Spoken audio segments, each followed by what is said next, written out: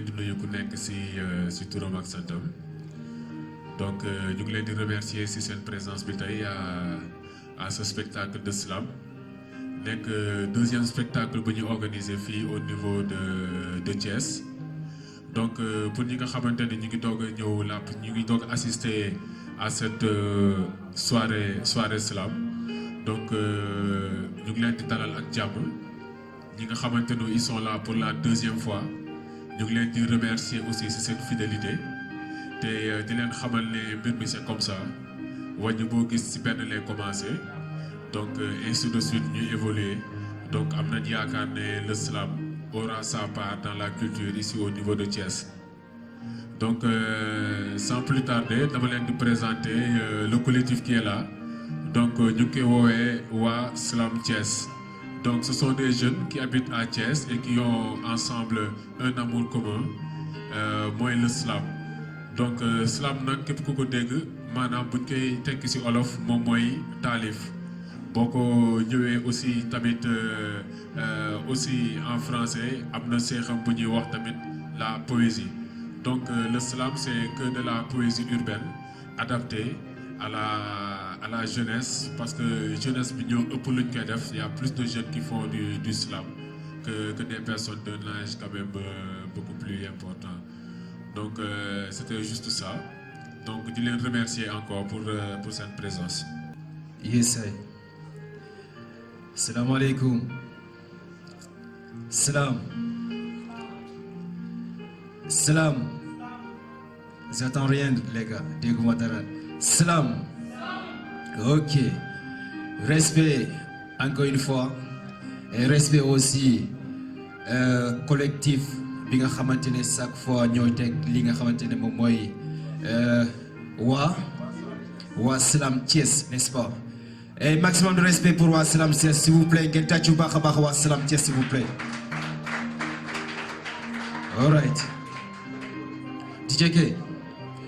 Et comme on dit ce soir.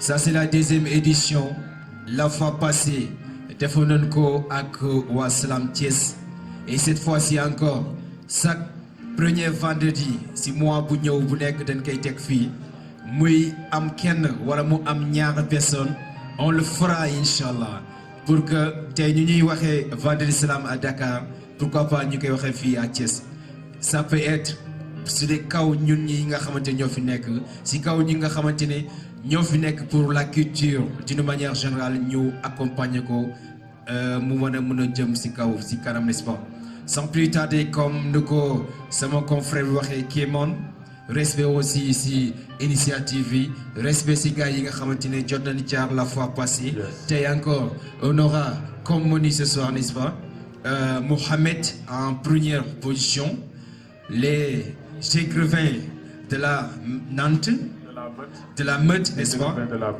Les écrivains de la Meute. Il y aura aussi ma man Mr. GX. S'il vous plaît, Gentachu Barbar GX, s'il vous plaît.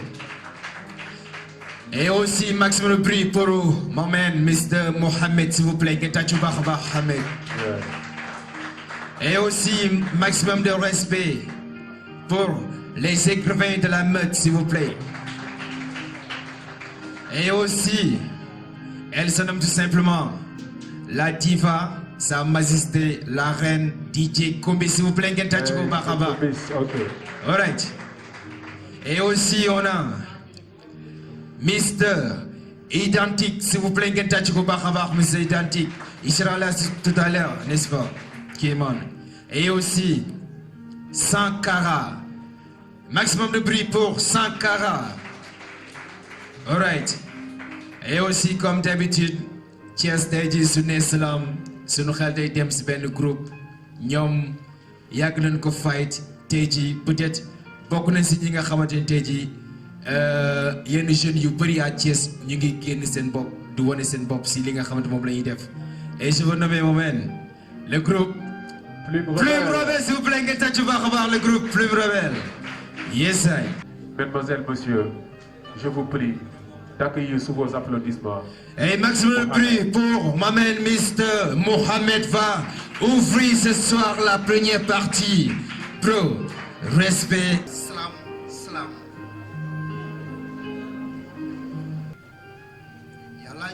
ba noppi wutale ñu nit di am soxla ci nit te bañ ñàkk soxla ci nit soxla mënta ñàkk ci nit kuy dund ci àdduna ne àddunaa ni gàññ ak i soxla soxla yaa ñu téye fii ci àdduna ba keroog suñu jëmm di so dootuñu soxla àdduna su dul woon teeg soxla wi nekk ci ku nekk ci ñun ci ñeneen ñi fi nekk fi nekkal fi sa bopp ci lu nekk suñuy jafe-jafe nekkin ba bañ fee nekk gën nekk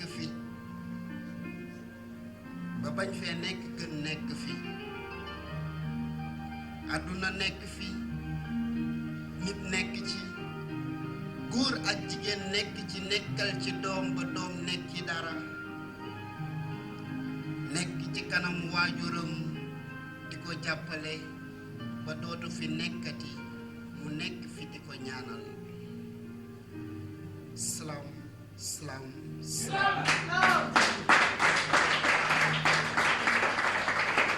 Merci beaucoup. Lui, il se nomme tout simplement Mohamed. Encore maximum de bruit pour Mohamed, s'il vous plaît. Bro, tey thème bi c'est l'âme parle. Petit mot si thème bi. Thème bi ça renferme quelque chose parce que on est là, tout le monde a besoin de l'autre. Koo gis ku nekk am nga soxla ci sa moroom koo xeeb ndekete am na lu muy yor loo yorul kii am na am-am kii am na xam-xam di dimbali am di dimbali koo xam-xam te boo ca am mu dee ko wa ca des moo waral ma ni su dul woon soxla wi nekk ci ku nekk ci ñun ci ñeneen ñi fi nekk fi nekkal fi sa bopp ci lu nekk suñuy jafe-jafe nekkin ba bañ fee nekk gën nekk fi nit mënul liggéey di tabax kër di ngecc foosam di togg di lekk di naan bëgg a yar xale yi ba pare di leen fayal loolu mënul nekk jigéen daa am lu mu féetewoo góor am lu mu féetewoo bu ñee parité existé wul góor dafa am jigéen am des biens sont bien répartis. Respect, mon man. Mohamed. Ok. En deuxième position, on aura les écrivains de la meurtre. Bonsoir madame, bonsoir messieurs, bonsoir mesdemoiselles. Avant de démarrer les hostilités, je voudrais confier un secret qui n'est pas seulement le mien, qui est aussi le secret de beaucoup d'autres jeunes slameurs. C'était un jour de venir slammer dans ce cadre luxurieux qui est le Phoenix. C'est un rêve qui est aujourd'hui réalisé grâce à Mr. K et à ses collaborateurs. Donc je voudrais que vous fassiez un maximum de bruit pour Mr. K.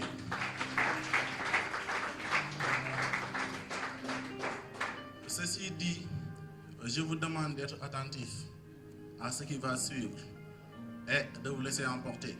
Vous n'allez pas le regretter. Slam. Slam, bismillah. L'amour. Il est lourd à l'aiguille, difficile de faire 10 pas. Il naît, tranquille, d'humour, c'est sa vie. Vous ne croyez pas, il est pire qu'une ganglière, sa vie. Quand l'amour voit le jour, il a l'innocence d'un bébé se cherche. Docile, il ne fait pas le dur, facilement on le berce. Ensuite, il découvre le monde et devient moins timide. Et toi? Tu te dis que tout est clair, voire même limpide.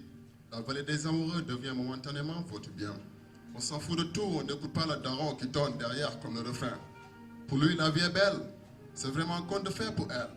Ne rêve pas trop, car bientôt l'amour ne rêvera plus. Il sera réaliste. Change de tactique avec lui, ou tu seras rayé de sa liste. Attention, sois prêt à souffrir quand l'amour devient adolescent. Ne rate pas trop les marches, ou tu te casseras à coups sur les dents. L'amour, c'est comme le cycle de la vie, je ne dis pas. Il est lourd avec lui, difficile de faire 10 pas. Il naît, tranquille, d'humour, c'est sa vie. Vous ne croyez pas. Il est pire qu'une ganglière samedi. Là, vous vous êtes échappé de l'adolescence. La traversée de cette époque a aiguisé vos sens. Mon ami, bienvenue dans la phase maturité de votre existence. Ici, la pression familiale est rendez-vous avec insistance. Cerné par l'amour, vous devenez plus responsable. S'installe un dialogue franc dont vous n'évitez pas. franchit l'obstacle et fait sa demande en mariage. Après tout, l'amour ce n'est pas une question d'âge. Ça transage et embellit ton paysage. Là, elle est contente, son rêve se réalise. Du coup, elle se jette, projette, invite vite et mise gros sur son oncle, son petit papa. Son cœur d'or. Mais innocente, elle ne donne pas. Son droit d'enfer d'or. L'amour, c'est comme le cycle de la vie, je ne dis pas. Il est lourd avec lui, si c'est de faire du corps. Il est rendu plus grand, c'est sa vie. Vous ne croyez pas, il est pire qu'une gambelière sa vie. Là, les enfants sont nés et le temps vous a désarçonné. L'amour vieillit, son heure a déjà sonné. Vous ne voyez plus en commun mais différemment. Vos crises de nerfs montrent que vous avez trop duré apparemment. Dans votre ex-nid d'amour, le sol relate direct et plat l'histoire de ce vase qui éclata à cause du nerf de ce monsieur qui se dilata. Le visage plissé, la demoiselle administre au monsieur des mots blessants. Blessé et offensé, le monsieur affiche son regard stressant. Ici, l'amour est très malade, il est plus mature. Dans le couple, c'est l'autre, la rature, voire même la suivre. Vous passerez alors vos sombres soirées à prier que cesse cette absence de tendresse qui occasionne la paresse et tue vos caresses. Au meilleur des cas, l'homme se trouve une maîtresse et la femme un homme qui caresse ses tresses. L'amour, c'est comme le cycle de la vie, je ne dis pas. Il est lourd avec lui, difficile de faire du pas. Il naît, grandit, puis mort, c'est sa vie. Vous ne croyez pas, il est pire qu'une gambelière, ça nous lie. Slam!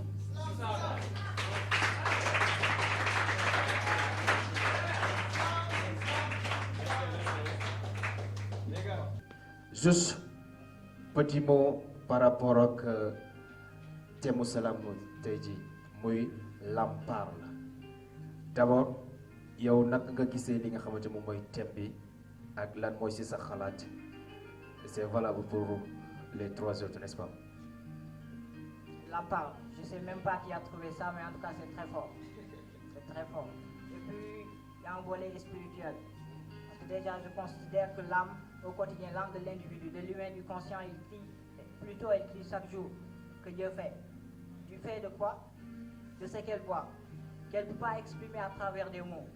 Et nous, peut-être poètes, slameurs, on est appelés à extérioriser ce sentiment intérieur de l'âme qui écrit soit elle a envie de dire je t'aime, soit elle a envie de dire je te déteste, soit elle a envie de dire même aimons-nous, ou bien il y en a marre de tout cela, des guerres et autres. Donc je dis que l'âme parle, c'est du fort, franchement. Les gars damay woo benn ndaanaan boo xamante ne moom tamit war na ñëw moom mooy surprise tey ji, n'est-ce pas? moom mooy surprise tey bi, n'est-ce pas? moom dafa yàggoon bind ay texte yàgg na mais da ko doon jentu quoi. Lui il se nomme tout simplement DJ Ouzin. Sous vos applaudissements s'il vous plaît, ngeen tàcc ko baax a baax DJ Ouzin. Kay fi. Ah oui. Salam. Yeah man. Bro. Salaamaaleykum. Comme apparemment fii salaamaaleykum du wax comme salaam la ñuy wax. Salaam. Gars yi tàccu leen seen bopp bu baax a baax ba xool. Alors. Comme man yàlla dogal na. Je suis pas slameur, je suis pas rappeur, je suis mbalaxman. Donc je vais juste vous faire un petit coucou. Aussi di féliciter gars yi nga xam ne ñoom initiative technique. Donc di leen wax rek ne vraiment c'est une initiative à saluer et que man c'est ma première fois. Premier jour bi malheureusement j'étais absent. Tey laay soog a ñëw. Mais je trouve que c'est une très bonne chose et à partir de maintenant, Kéman, même avec les deux jambes cassées, je vais venir, Inch'Allah. Alors, merci beaucoup et grand big up à vous.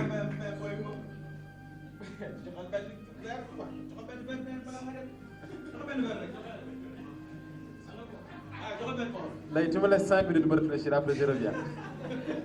Ok, c'est promis. Et maximum bruit pour maman DJ Ouzin.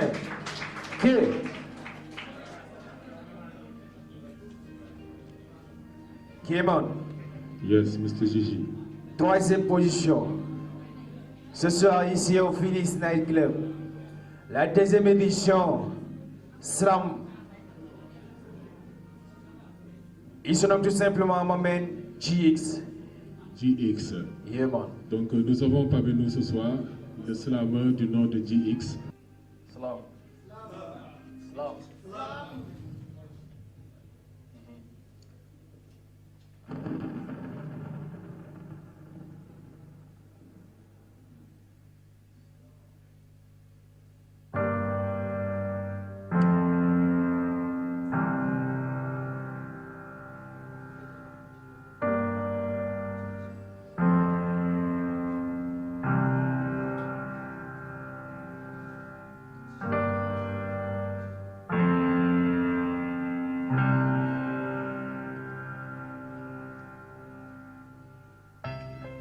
Modou fi mu toll liggéey dafa xëy tëj mu chômé ci dëkk bu ñàkk xëy da gër këj foo ko gis mu ngi triste mel ni ku nekk ci dëj li tax mu jàkk mooy njaboot moom la ñu yaakaar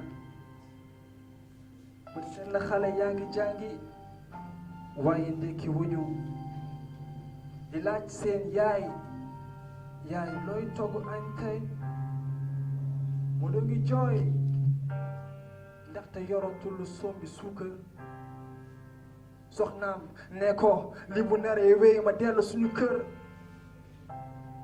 ñeent te weer ngi Modou fayu luwaas benn bés te wise ñëw génne seeni bagaas soxna saa ngi jooy foo tollu dégg yu xoom Modou Sari nangu tul li ko yàlla woon Modou Sari nangu tul li ko yàlla woon bugul mujj ci mbedd bi mbaa di yàlla woon Modou Sari nangu tul li ko yàlla woon ndax bugul mujj ci mbedd bi mbaa di yàlla woon tax mu daw jël essence xëpp boppam taal mu ngi mujj yeewu lalu hôpital naan doom ya bu ma demee na ngeen ma baal bëri nañu fiy dee te ñàkk sabab li leen faat nañu bàyyi xel ci néew di doole yi salaam.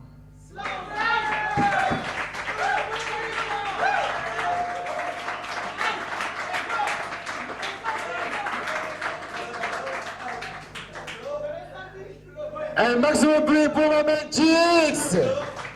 Alright, bro. Le thème c'est Lamparle.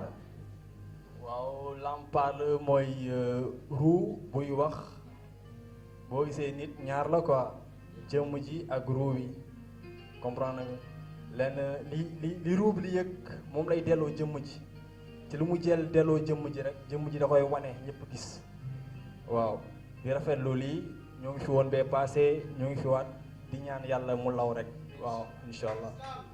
Salam. Merci beaucoup, my man, Mr. GX. dina ñëwaat léegi si kanam inchallah. Mais Kay, cette fois-ci dañuy changer de décor, n'est-ce pas? Cette fois-ci su ne góor baax na à côté de naan jigéen baax na, n'est-ce pas? Yeah man. Ok bro, petit mot avant ñuy accueillir la diva, sa majesté, la reine Anna Dang Dang. Ok, donc mooy li Gigi wax rek, on a une reine qui est parmi nous ce soir. Sous vos applaudissements, DJ Kumbis. Et maximum bruit. Sister, welcome.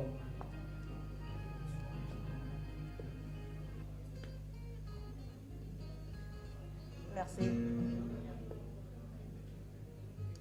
Comme on dit, slam. Slam. Baby Fone. boobu ba léegi maa ngi lay xaar xawma ci loo ne saa su ne may espérer ni dinga ma téléphoné guddi boobu nga ma fóonee ni ma àddemee ci laa gëj a xam sama life nu mu demee Baby Fone. bu ma setsee say waajur gis ni lekkatuñu ba suur sa yaay ay jooy la may gàttandoo day jooy di jooy ba jaaxal suñuy dëkkandoo daf may laaj ndaxam danga am yeneen àndandoo mu foog ni dafa am li ma xam ñi ko koy nëbbandoo jëkkër sama àll ba yaa ngi fay bëgg a guddee Baby Fone.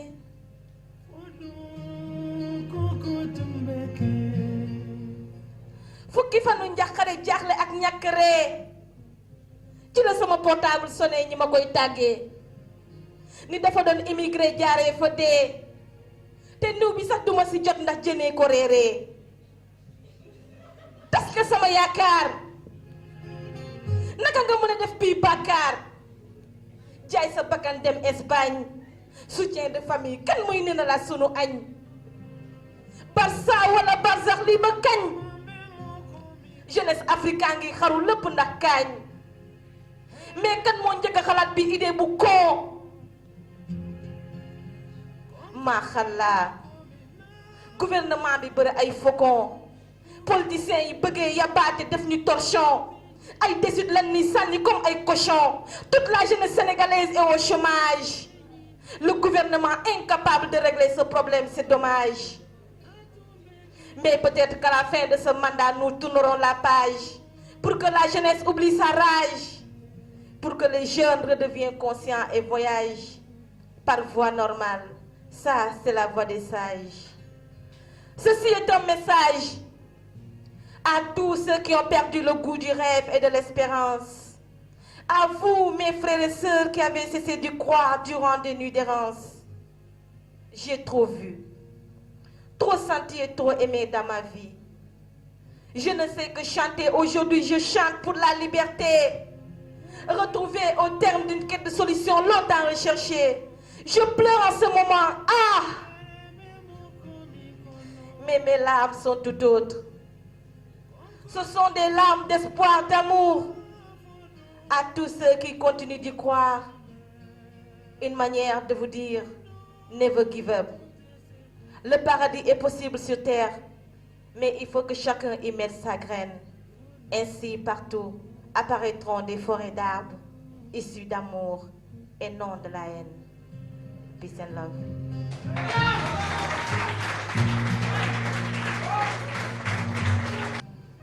DJ, Sa Majesté, Sister Kumbis. Cette fois-ci, l'agneau Benikain, lui se nomme tout simplement m'amène Mr. Kamo. Slam. Kulli nafsi saay xatil mawti la yàlla fësal ci téeréem bakkan bu mos dund dina ñam deewam dellu fa mu jóge muy ca boromam ba tax bés mawti defati mëninam dugal lëndëm suñuy kanam fekk picc di naaw mu dam laafam faat bakkanam jël ruwam jox boromam dee jëlal ñu kayaam hip hop jorkaas sëngeem samp ay oomam boot ay loxoom jooy yuuxu woo ndeyam ak baayam dee dënk rab gaal seen tur rongoñam ku nekk naan dëgg laam ah kañ nekk na lu am kayaam jaare na fa dem te seentu wu ñi ñibbiseem yàlla fànk ay fanam dem bàyyi ñoog seddam ci yoon wi dénk ñu sasam ci waar wi dañu war a jooyam déedéet dañu war a woyal yéenam yéggali yéeneem ci bépp anam ci jàmm ak salaam ci la ko ñëpp xam ndaxam salaam mu ko daan fësal ci reetaanam saa boo ko gisaan li ngay njëkk a séen mooy ay bëñam rest in peace kayaam yàlla oyofal suuf ci kawam jégal ko ci yërmandeem bépp bàkkaaram yaatal bàmmeelam ful ay mbaaxam xaare ko firdawsi bu kawe ba àjjanaam boole kook yonentam jottali suñuy ñaan ci moom rest in peace kayaam ñu ngi ñaanal suñu sista bi dem yàlla fànk fanam dugal lëndëm suñuy kanam waaye suñu xol du mës a jóg ci moom rest in peace kayaam ñu ngi ñaanal suñu sista bi dem yàlla fat ba kanam dugal lëndëm suñuy kanam waaye suñu xel du mës a jóg ci moom. Elle est partie, la sister Kayam. L'ange faucheur a pris son âme. brisant son élan overcame. Mais elle restera à jamais dans nos âmes. Elle est partie d'un coup sec, nous laissant dans une mare de larmes. Bouche bée, tout le monde s'exclame. Est-elle vraiment partie, Kayam? Oui, c'est ça même. Sans dire au revoir, Kayam rendit l'âme, laissant le hip-hop Djorka sans âme. Dieu a pris son âme. Reste in peace, Kayam. Son départ nous alarme, laissant le mouvement en carême. Mais faut pas qu'on s'enflamme. Elle nous lègue son emblème. Repos à ton âme. Amen, Sister Kayam. Dieu nous l'a remise. Il nous l'a reprise. Rest in peace, Kayam. Ñu ngi ñaanal suñu sister bi dem. Yàlla fank ay fanam. Dugal lëndëm suñuy kanam. Waaye suñu xol du mës a jóg ci moom. Rest in peace, Kayam. Ñu ngi ñaanal suñu sister bi dem. Yàlla faat bakkanam. Dugal lëndëm suñuy kanam. Waaye suñu xel du mës a jóg ci moom. Di ko may képp ku ñàkk mbokkam, jegeyaaleem, xaritam. Yàlla yeggal seeni ñaan ci ñoom.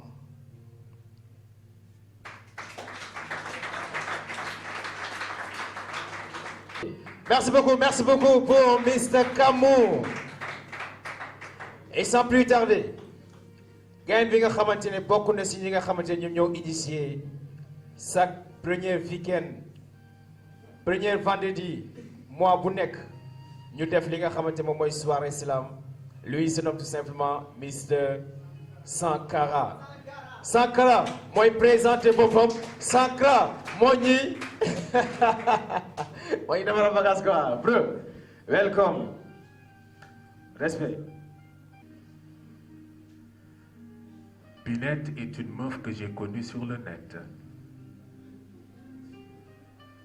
Comme la plupart d'entre vous, je sais que...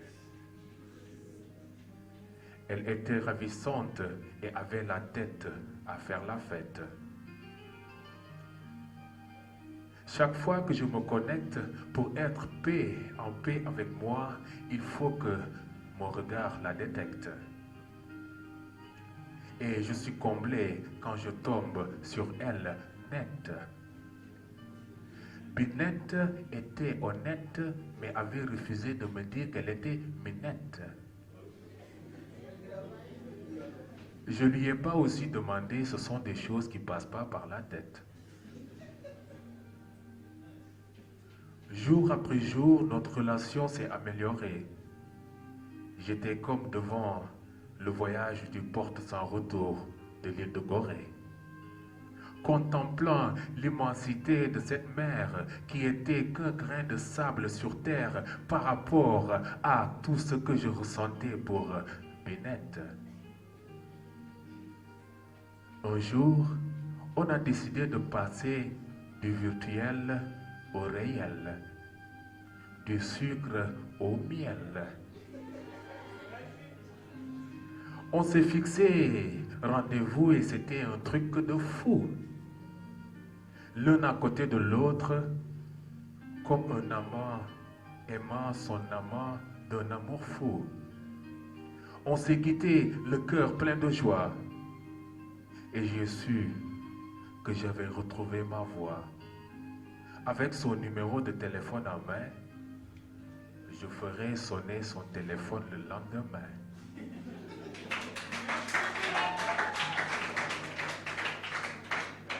Et comme un bébé qui fait ses premiers pas vers son papa, naturellement, je lui ai dévoilé mes sentiments.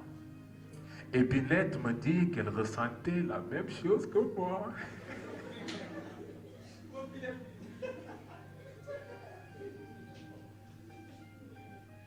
Elle me dit aussi que j'étais l'abbé qui butinait son champ de roses. On a commencé à parler des heures et des heures, encore et encore. On est devenus tellement proches qu'on s'est partagé nos secrets. Et c'est en ce moment que j'ai su que Binette était Binette. Slam. Merci beaucoup, moi-même, Mr. Kman. K. Juste petit mot par rapport à ce que l'en parle. Donc, quand on dit l'en parle, donc, ça veut dire seulement qu'on extériorise notre intérieur. C'est-à-dire qu'on exprime ce qu'on sent à l'intérieur de nous. Et je crois que c'est Raphaël qui a choisi ce thème, l'en parle. Et on ne pouvait pas avoir meilleur thème aujourd'hui. Donc on fait parler notre âme et on espère que vos âmes vont recevoir nos messages. Merci, Gigi. Merci beaucoup encore une fois et maximum de prix pour Mr. Kman, s'il vous plaît. Yeah, man. Les gars, pour boucler première partie, avant de faire une rotation, n'est-ce pas? Quel connecte dina jaar ñaari yoon.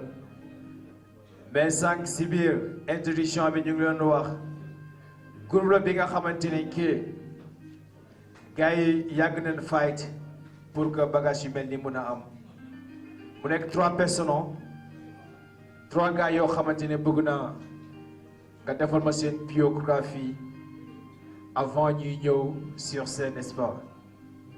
La bande à Rafale, Timelo et Mr. Babs. Veuillez accueillir sous vos applaudissements Plume Rebelle. Et maximum prix pour ma man Mr. Rafale. Maximum prix pour ma man Mr. Timelo. Maximum de prix pour ma man KJ. Et maximum de prix pour ma man Mr. Babs. Salam alaikum. Salam. Salam. Ndeysaan.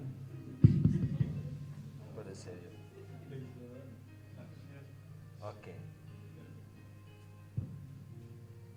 Une fois de plus, son nom. Plume Rebelle. Là où les idées se querellent. Du Détroit au Terre Zoulou. On crie haut ce qu'ils disaient tout doux. Sans nous les fous. Sans vous les sourds. J'ai cherché partout. Et moi, je n'ai rien trouvé du tout. Serions-nous aveugles? Et pourquoi refusez-vous ces coups de gueule? Le temps, l'un des meilleurs juges. La réflexion, un bon refuge. Et le mensonge parfois une bonne excuse. De quoi il s'amuse? Ils s'amusent à nous traiter de minorité physique quand le physique n'est que carcasse de la force psychique. Et la psychique, source de tout nautique. Ils s'amusent à nous traiter de petits vandales, de crève la dalle. Pense. Écrit. Entre en France. Décrit. Slam. Réclame. Et maintenant. Tout s'entame. Slam. Slam.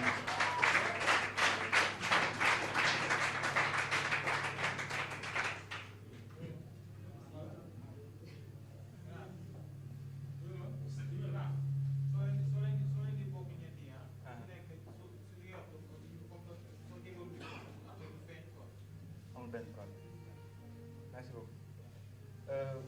On va parler de Binette.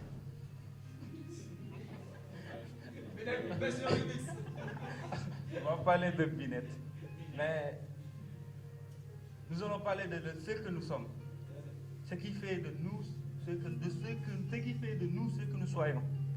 Bah, moi je dis que ce que nous sommes n'est que la somme des événements qui ont précédé cet homme, car voyez-vous, pendant que Jean Dubois il coupait du bois pour en faire son toit, et Batemba il joue au petit Tarzan et n'essaie même pas de faire évoluer son radeau. Non, c'est pas du dégoût, ce que je ressens en ce moment, c'est juste le goût amer du passé. Quand on est sans père, on est forcé de chercher des repères.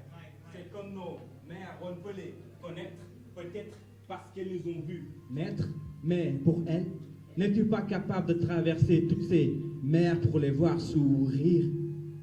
Leurs présences sont remplies de lumière comme le jour et leurs conseils de prudence comme la nuit. Et toutes les deux constituent toute notre vie. Peut-être c'est parce qu'elles nous ont donné ces vies.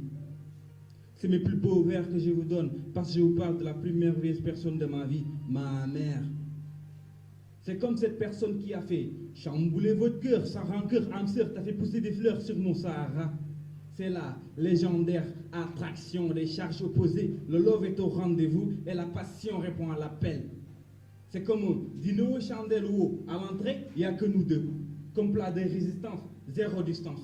Comme dessert, le love pur et dur. Là, le gangster ou du vacuum devient un chihuahua. Comme le dirait Youssou N'Dour. C'est l'amour. Oui, c'est l'amour. C'est le plus beau verre que je vous donne parce que je vous parle de la plus belle personne de ma vie, ma douce moitié. C'était la plus belle personne de ma vie. C'est comme ces personnes qui vous épaulent et qui vous souhaitent bonne chasse. Car la chance, on sait que depuis toujours, elle n'est pas nôtre. Mais en nous, la danse de l'amitié est innée. C'est comme l'eau du robinet. Et tant que la SDE pompe, on se régalera. Et on régalera la galerie en vous injectant des sourires et des fous rires. C'est mes plus beaux vers que je vous donne parce que je vous parle des plus magiques personnes de ma vie. Mes amis et frères, les Kitty, Rafale, les Post of Beats, et les Mbaye, les Sceptiques, les Identiques, les Kéman, les DJ Juju. Aussi, il y a les DJ Ouzin, il y a les DJ Kumbis aussi, il y a les Fatoumata Diallo, il y a les Ouzou aussi, et aussi il y a les Maf. C'est toutes ces personnes qui sont là. Vous m'exclamez, le rebelle vous dit.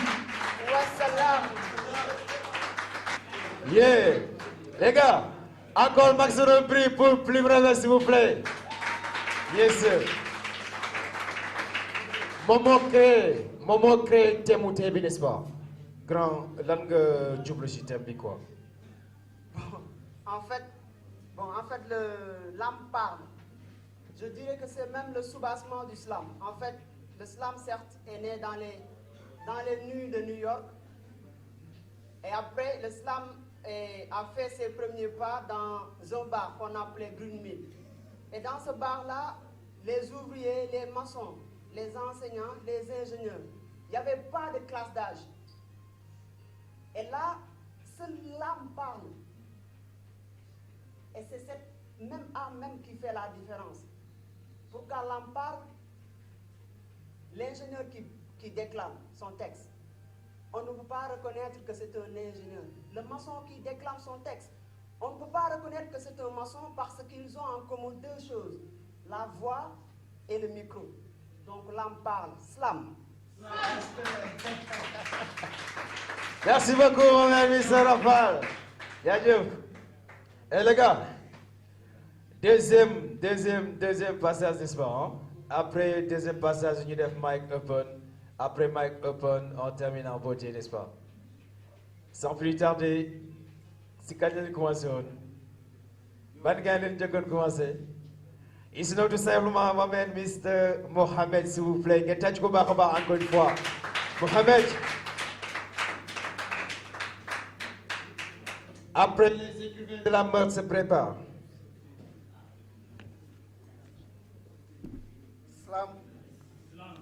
Slam.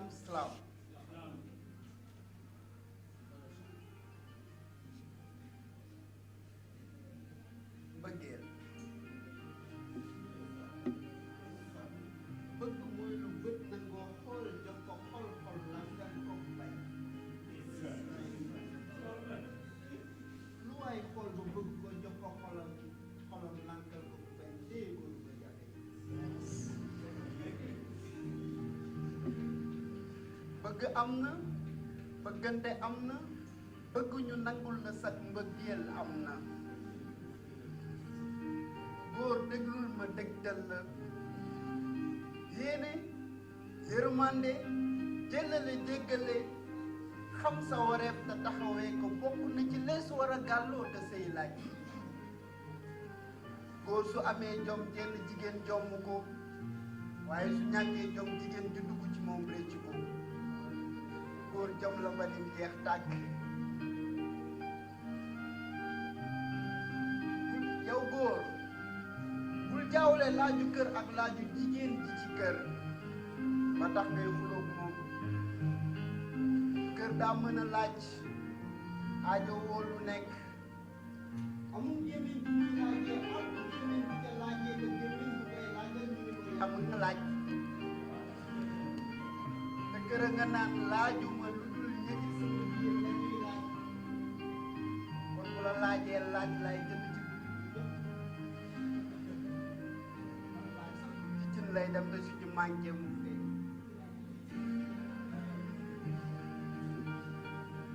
góor soo sañee wax sama sëy moo tax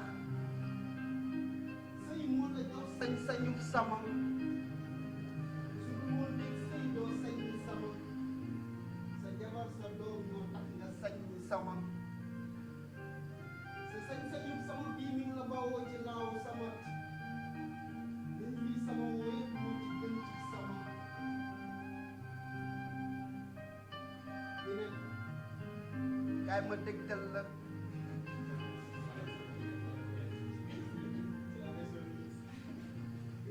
wax ju neex ak bu neex togg bu neex bokk na ci lees war a gàlloon nga say laaj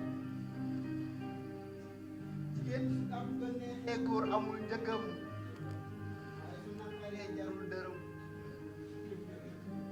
slam slam slam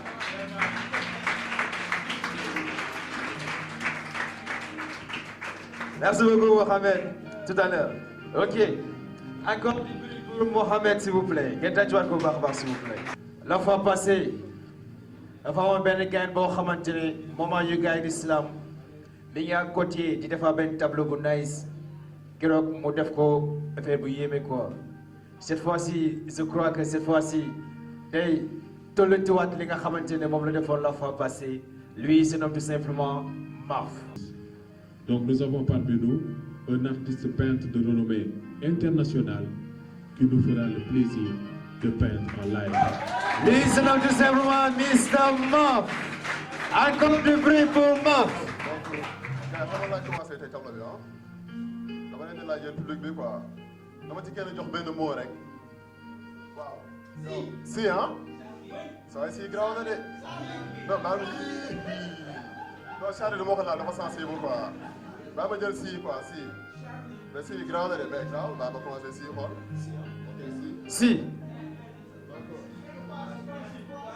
Quoi si?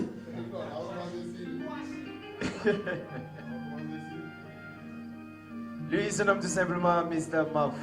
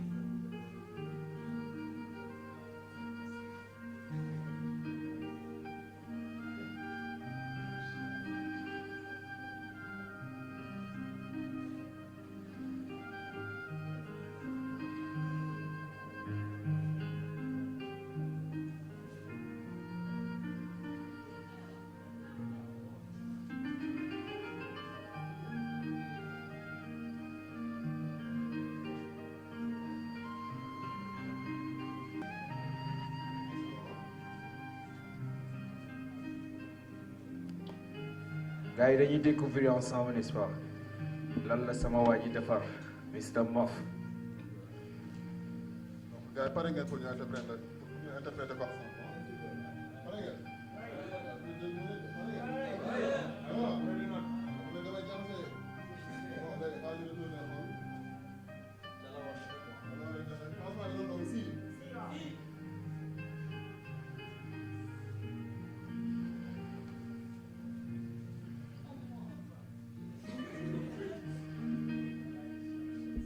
Donc ñu interpréter ensemble hein? Ok donc fii dañoo am L n'est-ce pas comme cœur pour symboliser l'amour quoi love ok ñoom I donc I bi ok donc I bi plus moo nekk ci kaw ak mooy suuf pour symboliser quoi que ni créativité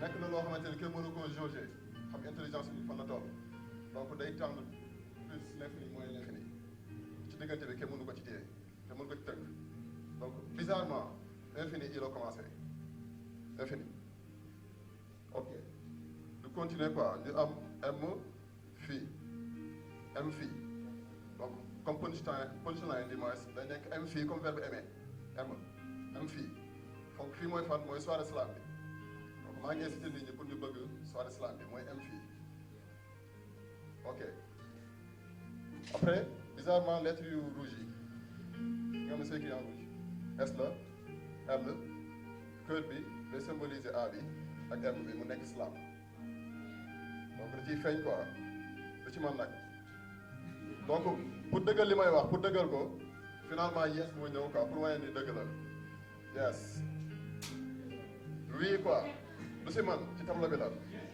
tableau bi moo bind yes quoi pour wane li may wax dëgg la donc suñ continuer misaal aussi dafa feeñ ci kanamu waa ji quoi donc li forme S kanamu nit la quoi bu am ñaari baat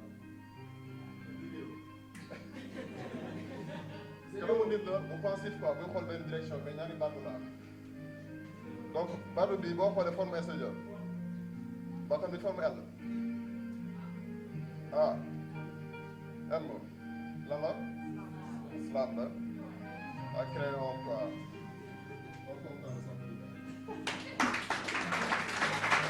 Un maximum de pour Mr. Mof, artiste international. Yes, sir.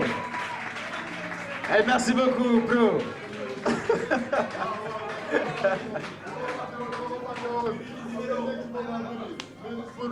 pour finir que ni après day nekk my life islam quoi mooy sama life islam la quoi moo nekk my life islam te parfois la ko gis ci man quoi jaajëf Mr. Mof. Écoutez la mélodie qui se verse dans mes versets. Écoutez la mélodie vous parle.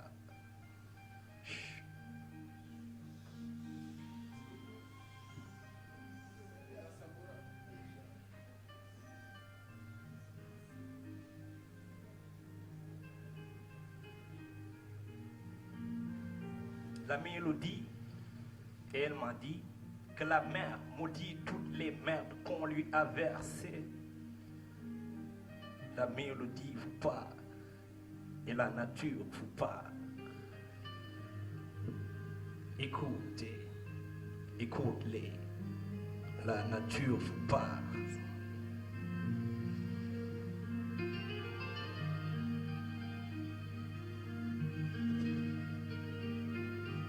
La nature, elle vit l'amertume quand la mer tue. Et la mer tue ces hommes qui se battent dans la rue sans même savoir pourquoi. Écoutez,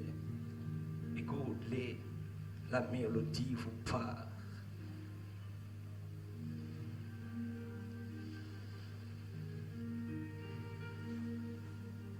Une lueur dans le cœur, un silence de deuil, une larme dans l'œil, des balles perdues, une vieille douleur. des innocents abattus, toute une famille en pleurs.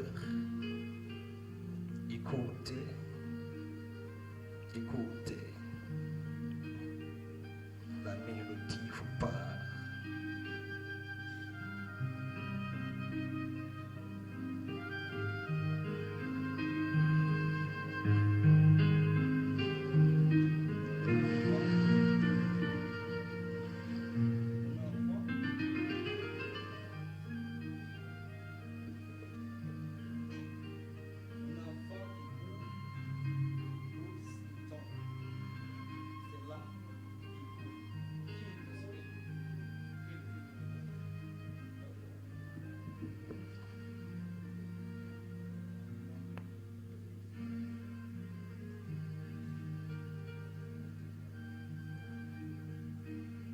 Toute une famille en pleurs, l'enfant qui joue sous les yeux en l'armée de sa mère, l'enfant qui court, oups, il tombe, ses larmes qui courent, sa maman il dit, pleure pas mon enfant, n'oublie ton cœur, crois en toi et remonte, n'écoute pas ces bavards, n'écoute pas ces bâtards qui voudraient te voir triste. Ta mère est malade, mais ta mère résiste. Écoutez, écoutez, la mélodie vous parle. Regardez, regardez les hommes égarés qui se bagarrent à la guerre des égaux. Respirez, inspirez l'air aux couleurs des usines, l'air aux couleurs des usines, l'arbre est abattu dans la forêt, l'arbre est abattu dans la forêt, touché, couché, la viole pas, on force pas, la mélodie, la nature vous parle et la nature vous parle. Slam, slam, slam. Bon, ce texte, je viens de l'écrire. Mon maîtrise est vous voyez, vu les événements qui sont passés dans la semaine en France. Bon, texte bi ci loolu lay wax. Soo gisee lu tax ma utiliser mélodie, utiliser regard, utiliser écho, je parlais des 5 sens de l'homme. Et la mélodie nous parle à travers la musique, à travers la nature, je veux dire. Parce que ñun ay doomu aadama lañ maam am ba pare dellu doon ay jullit am ñoo xamante ne ñu ngi taachal suñu islam à travers le monde naan ay islamistes lañ ba pare di yàq deru islam partout ci àdduna bi loolu nag moo ma inspiré woon moo taxoon na bind sànq laa pare texte bi moo xool moo ko ma ñëw ne naa ko forcé chez ko maa ngi jégalu su fekkee. Merci beaucoup frère jaajëf merci beaucoup moom day suivre actualité quoi day suivre actualité def texte bi mooy loolu noonu bien sûr à l'instant m'amène son nom tout simplement identique mais sans plus tarder les gars dañuy woo benn gain boo xamante ne moom tamit yàgg na def slam mais peut-être man sama niveau c'est la première fois ma gis ko sur scène peut-être am na ñi nga xamante ñu ngi salle bi gis nañ ko niveau sur scène muy def li nga xamante ne moom mooy slam n'est-ce pas lui se nomme tout simplement son excellence Mr MC Malik s'il vous plaît ngeen tàcc ko baax a baax s'il vous plaît MC Malik.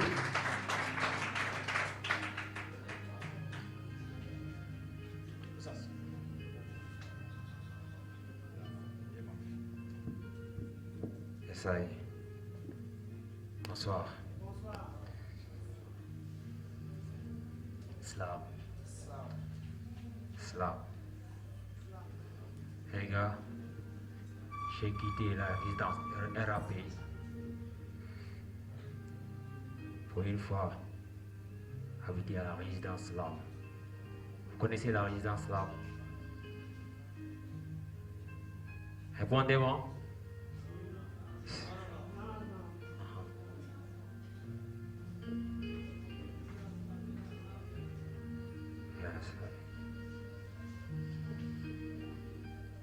Résidence là.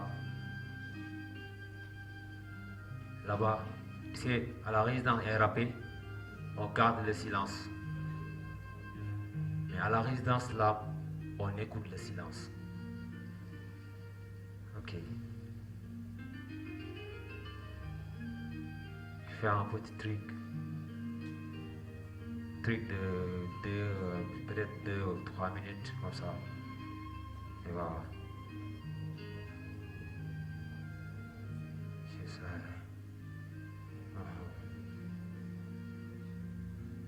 Poteau.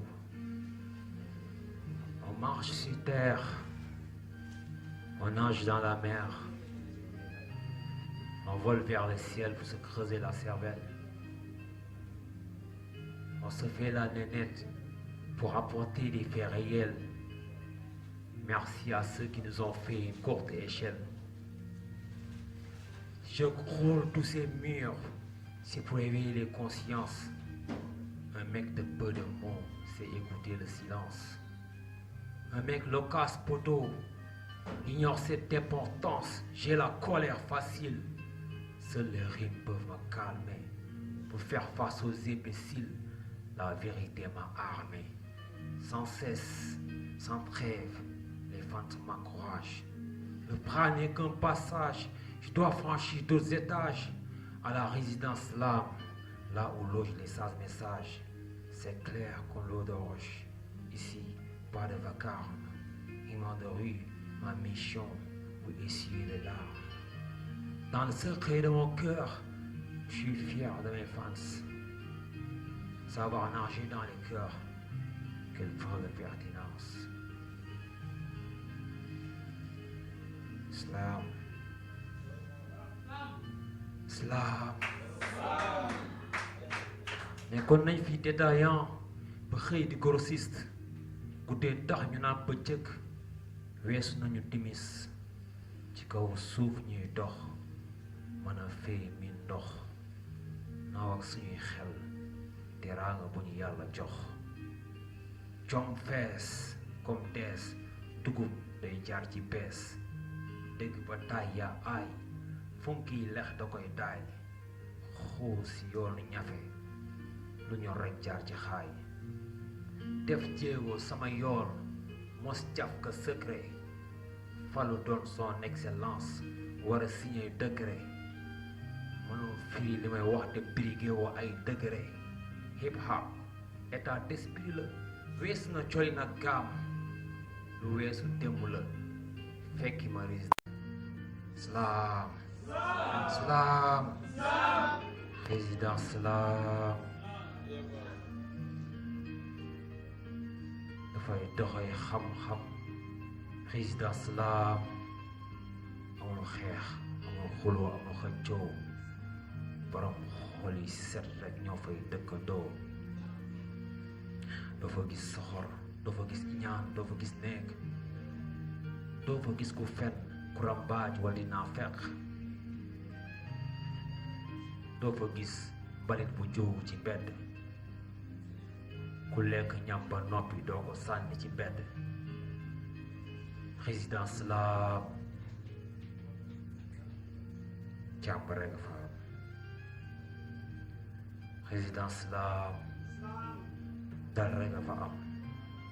son excellence MC Malick.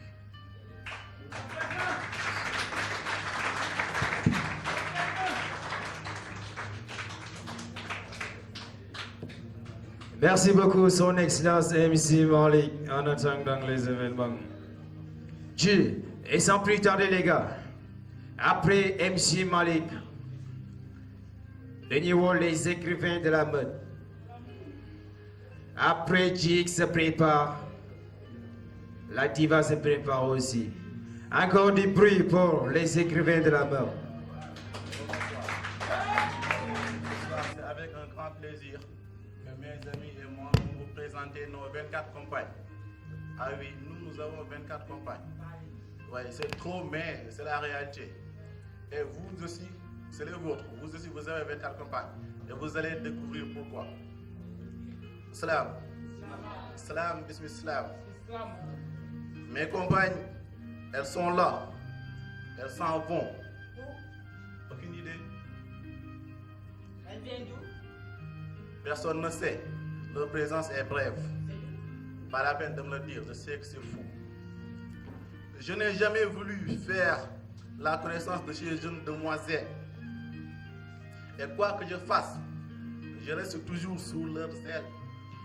Entre nous, c'est pas moi qui a fait le premier pas. N'empêche, je reste malgré tout victime de leurs appâts. Les deux premières s'appellent 1 heure et 2 heures. On ne voit jamais leur visage. Elles portent toujours de sombres blazers. Et aussi, à chaque fois qu'elles sont là, je suis déjà dans les bras de Morphée. Donc me demander comment elles sont revient à demander ce qu'un mort fait. Ensuite viennent 3 heures et 4 heures, réputées être douces, mais là-dessus, je ne vais pas parier. J'en doute, mais d'après les grands, je connaîtrai leur utilité une fois que je serai marié. Après elle, il y a celle qui se nomme 5 heures qui se pointe à l'horizon. Les pieds disent qu'elle est propice pour les oraisons. Celle-là, je veux la snobber à chaque fois, mais c'est sans compter avec l'appel du muezzin. Et surtout, avec les grincements de la porte du voisin. 6 heures, elle me paraît être plus timide. Je la préfère plus en hiver, lorsqu'elle est humide. Il y a un problème quoi. Toi, tu as des problèmes avec tes 24 compagnes. Peut-être que là, ce ne sera pas le cas avec celle qui vient. Je veux dire 7 heures. Elle ne s'annonce jamais. On dirait que c'est dans sa nature d'être un imposteur. 8 heures et 9 heures, oh là, ces deux-là, comme elles sont brillantes. Elles sont insoutenables avec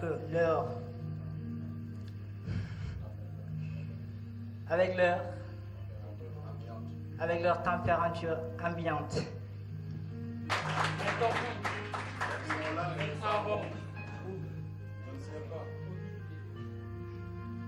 On ne sait pas le présent, c'est vrai. C'est pas la peine de se le dire. On sait que c'est fou. 14 heures, je l'apprécie.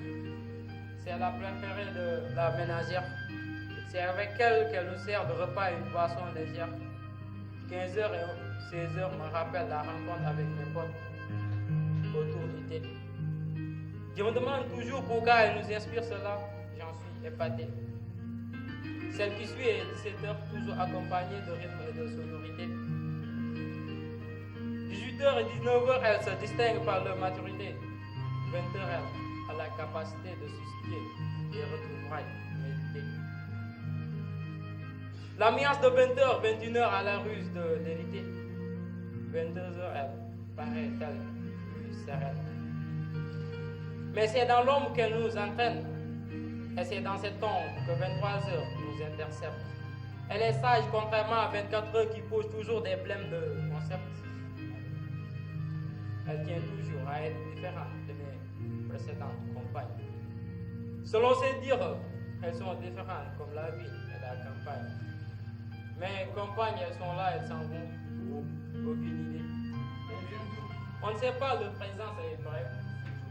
Pas la peine de nous le dire. On sait que c'est fou. Slam. Bon, maintenant on dit que l'âme parle. Je vais essayer de vous plonger dans les profondeurs de celui qui est à la quête de l'inspiration, de celui qui est en train d'écrire son texte, pourquoi même pas de l'artiste qui peint son tableau. On écoute bien les mots. Prolifique passe-temps où l'on sirote l'instant du faiseur de rêve, l'illuminé, lui dont l'esprit ne connaît pas la trêve, lui qui par ses arabesques nargue Lucifer. Il s'improvise dompteur de l'enfer. Comment faire quand au milieu des nuits, l'écriture te torture comme une spirale d'ennui? Écrire comme une machine, une sacrée anomalie. Franchement, cette anomalie. Possédé, je deviens le pont entre l'au-delà et ici-bas, entre le connu et l'inconnu. Tantôt je suis diabolique, tantôt je deviens romantique. Et cette transe passagère me fait taquiner la Rome antique. Illuminé, je suis un fou pour certains, puis un prophète pour d'autres. L'écriture n'est pas légère, mais plutôt ancrée comme un feutre. Mon message vous touchera tel une onde de choc, pas la peine de vous créer des pare-chocs. L'écriture me libère, j'y prends un malin plaisir. Tantôt je me fais Maribel, tantôt je suis Gilbert, et je vais puiser l'inspiration là où gît le verre. Vous savez, je me suis abreuvé dans le puits de Pégase. Et maintenant vous sentez ces douces ondes mélodieuses qui se dégagent. Moi, avec le temps, j'ai acquis la possibilité de voir le monde en perspective. Et plus il avance, plus il s'amincit. Donc je me fais un Leonardo da Vinci. À travers mes textes, je peins le monde tel un as de la littérature. Salam, bismillah.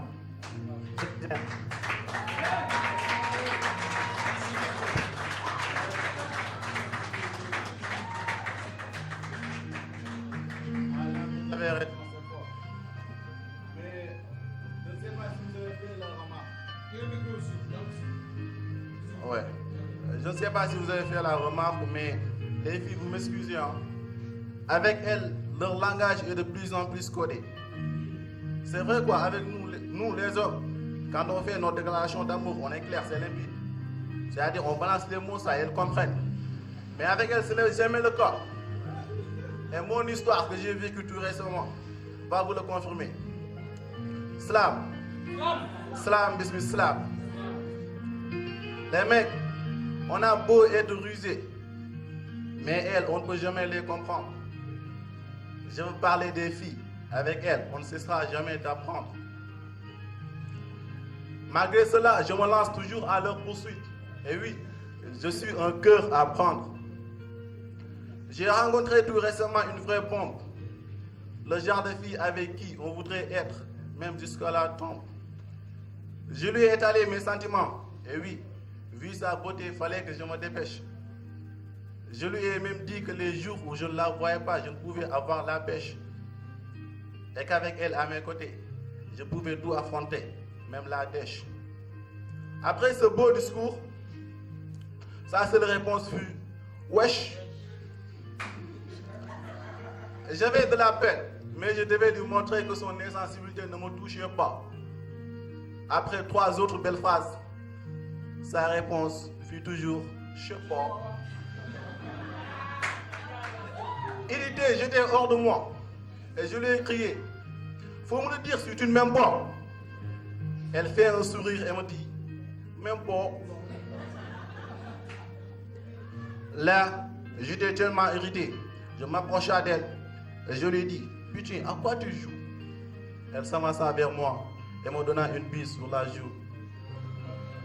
J'en suis là, les amis. Je ne sais pas si sa réponse est positive ou négative. Je la kiffe. Et je ne veux pas foirer le coup. C'est pourquoi je ne veux pas tirer de conclusion hâtive. Donc vous m'aidez. Ceux qui pensent que la réponse est positive, qu'ils lèvent la main. Je vais la voir et je l'engueule. Ceux qui pensent que la réponse est négative, bon, qui ne disent rien, qu'ils ferment tout simplement leur gueule. Salam, bismillah, salam.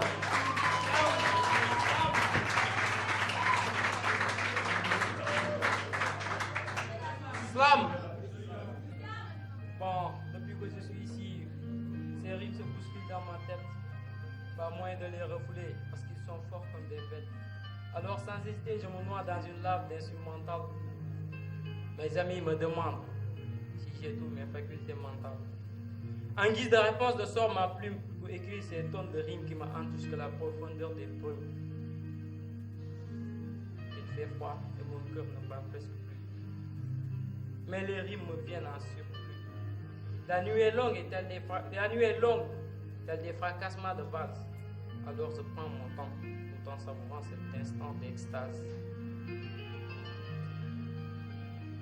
Si aujourd'hui je change de style d'écriture, c'est parce que l'Académie française n'a plus ma pointure. Le mot Alexandre métaphore n'existe plus dans mon dictionnaire. D'ailleurs, je me sens unique dans ce système solaire. Des écrits faciles tels Hugo ne me regardent pas comme tel, just shoot and go.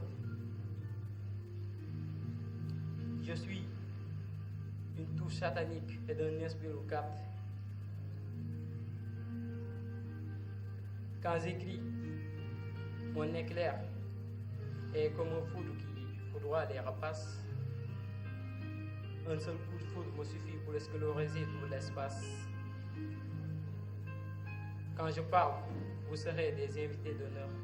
Et quand je parle de moi, on a l'impression d'être dans une soirée d'horreur. Comme je suis un mélomane, je slam comme ça me rappe. Des fois, je rappe quand ça me slam.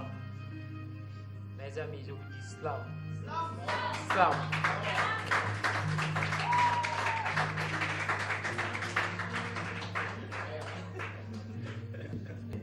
Encore une fois, s'il vous plaît, nous tâchons de Barbar qui a en deuxième position, GX. S'il vous plaît, maximum de bruit pour GX. Après, Kumbis se prépare. Salam. Salam. Bi nag dañuy ñëw ci nga gars yi nga xam ne duñu noppalu quoi. Chaque instant dañuy nekk ci dang-dang tës-tës. waaw comme Kid J Superman.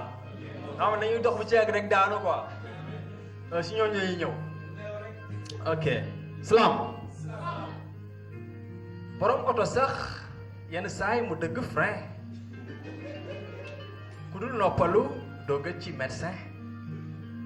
sa xaalis doo ci noos.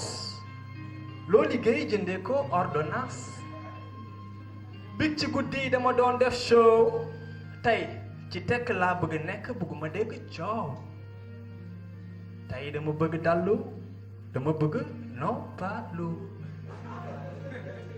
dugg sama néeg tëj buntu wàcce rideau. ku topp dang-dang doo tàggoo ki coono. fay sama téléphone bàyyi laag boîte vocale. doo ma gis en ligne Facebook ordinateur du ma ko taal. tey dama bëgg du ma génn gaale dama bëgg dallu dama bëgg noppalu. tëdd sama lal sangu sama mbaaju bokkatu. ku ma bëgg yee du ma la faale dama lay aju. today duma génn gaale dama bëgg dallu. tey duma génn gaale dama bëgg noppalu. bu ma kenn yee bu ma kenn déranger. Prime Rebelle Kid J Superman Salam.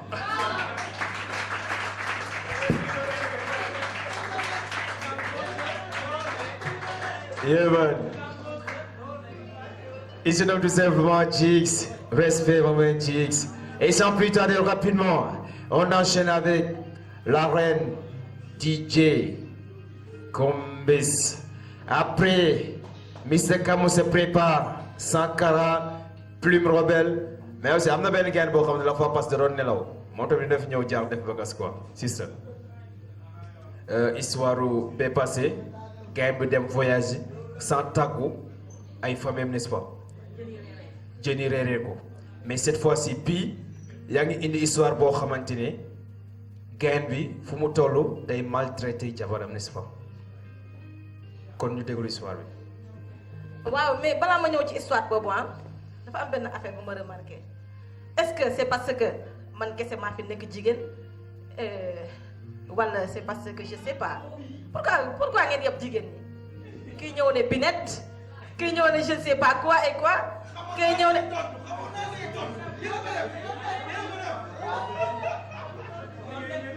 xoolal xale yu jigéen yi ma gis ci gannaaw soirée bi ñëw ku nekk na indi texam ok.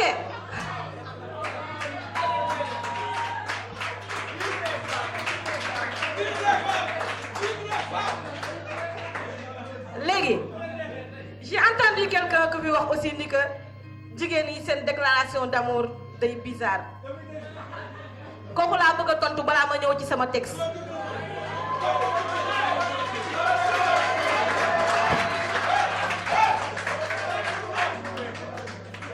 léegi dama leen di won benn déclaration d'amour ngeen wax ma ndax c'est clair wala c'est pas clair.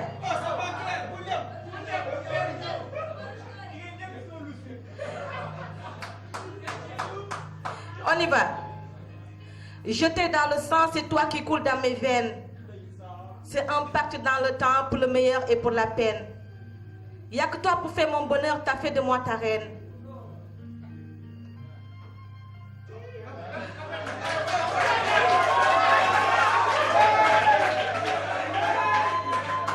Reste avec moi pour que la vie soit belle. Reste avec moi pour que la vie soit belle. Fi nga tollu ci man dara mënatul denc ci sama Nobel. Pour ton amour man je gagnerai le prix Nobel. Baby dellu sil dama dëkk ci namel. Ba ma doy bàyyee dinaa dooni benn rebelle. Et me jeter du colline des mamelles. Baby dellu sil dama dëkk ci namel. Car pour moi tu as le goût du miel. Et il n'y a que toi pour m'amener au 7e ciel.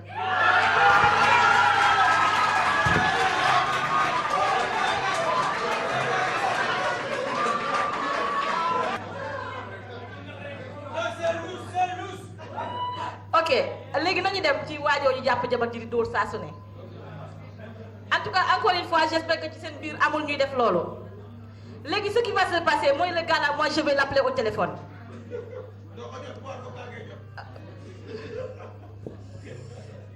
nañu dem xanaa yow mënoo bàyyi ki ngay dóor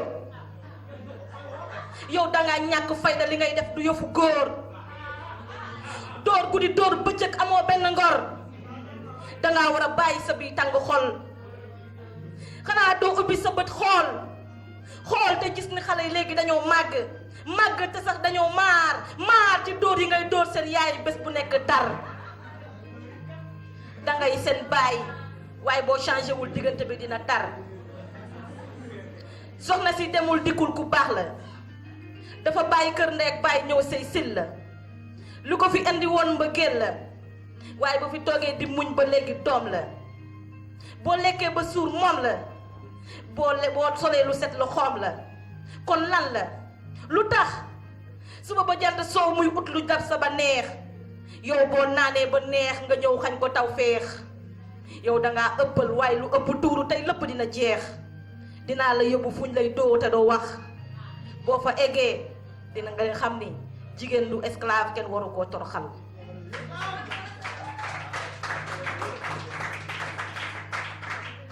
Monsieur le juge dëkkandooy ma yónni day naan ba mandi taxawaalu ba xaaja guddi soog a ñibbi si dóor si soxna si du wax day noppi dëkkandoo yëpp ko jéppi dóor na ko ba tuur bëtam déformé ay faaram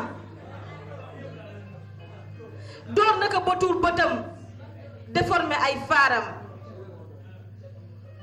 dëgg naa sax doom mënatu koo am hospitalisé na xawma ñaata yoon la damm. Monsieur le juge kii ak ñu mel ni moom dañ leen war a sotti essence taal.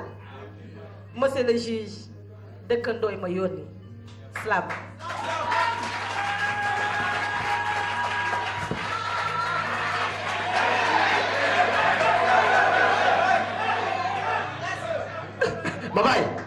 Bye-bye.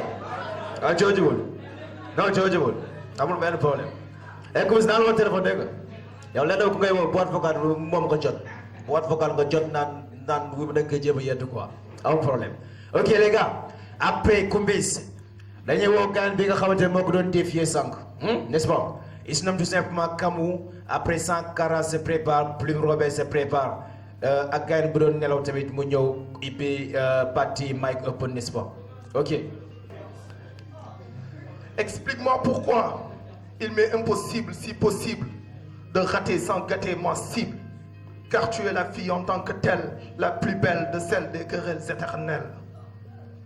À chaque fois que je te vois, en me donnant tes doigts, sans poids, avec joie et foi, sans loi, mon cœur bat, rebats, et je me rabats, tomba à ras comme un tas de fa qui me poussa et me repoussa à tenir sans fuir ni jouir de l'avenir qui pourra me paraître comme une manche de malchance que je ne pourrai pas encore distinguer avec la chance. Nul n'ignore que je ne suis pas fort, sans tort, à bord de la mort qui dort. Mais ton amour me sort de ce fort et me rend fort. Je ne sais pas si c'est une maison sans raison ou une prison sans nom ni prénom. Mais j'ai crié, prié, supplié pour avoir ton cœur, sans pour autant avoir la peur que tu me laisses sans avoir ni recevoir ton mot de passe qui pourra me faire taire comme la cimetière sans lumière et mourir sans courir le risque de l'enfer ni trop souffrir. Je ne peux pas m'empêcher de penser à toi, car ton amour comme ton humour pour moi est comme de la soie dont s'habillent les reines et rois, tout au-dessous de leurs toits sans pour autant se demander pourquoi. Ta dignité comme ta vanité, ta loyauté comme ta royauté, ta curiosité comme ta furiosité, ta gentillesse comme ta politesse, pourraient m'attirer sans entendre, à te supplier sans relâcher, en infinité et en intimité, de me laisser sans te décourager, te poser la question pourquoi. Pourquoi je t'aime tant, autant, tout le temps, quel que soit le temps, qu'importe ce qui m'attend. Slam.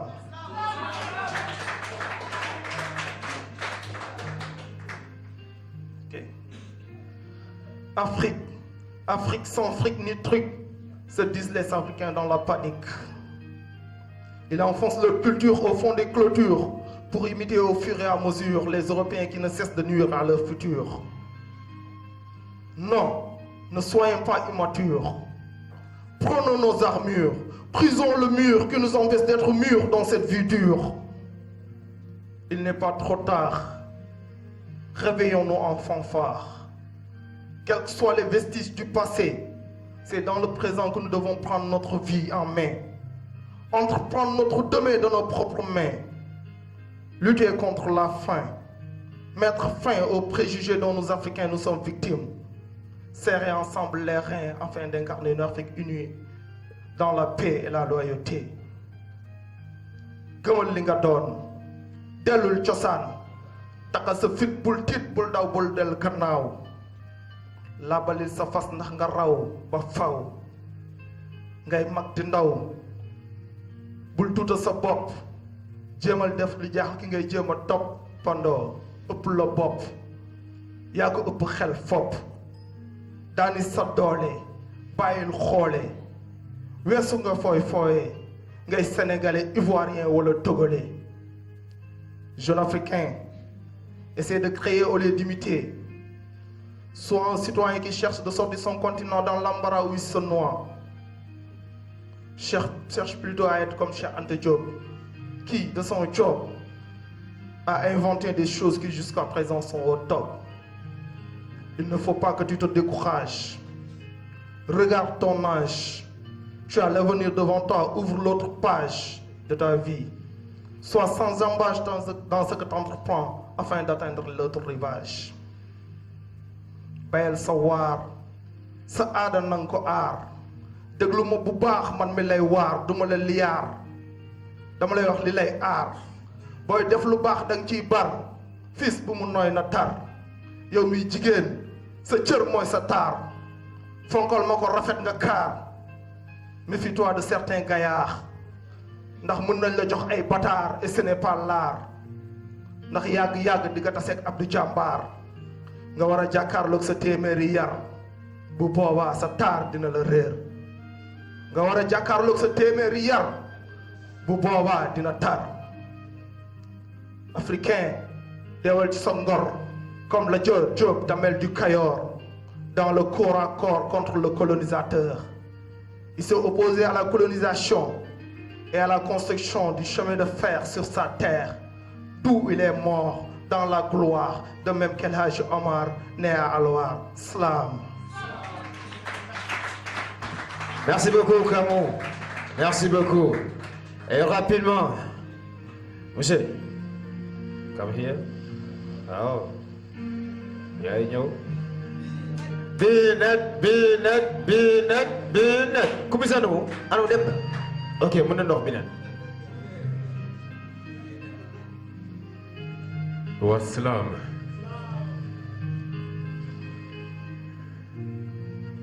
Man nga saaga woon. Man nga sosoloon. Man nga jiñoon sàcc. fàq sa yat di ma ci biir mbooloo mi di ma ko bàcc ba sama yaram di nàcc saa yu ma wéetee sama xol di nàcc may xel di wër ana ki koy faj cëy suma sañoon cëy su xaru daga noon ma armé sama goon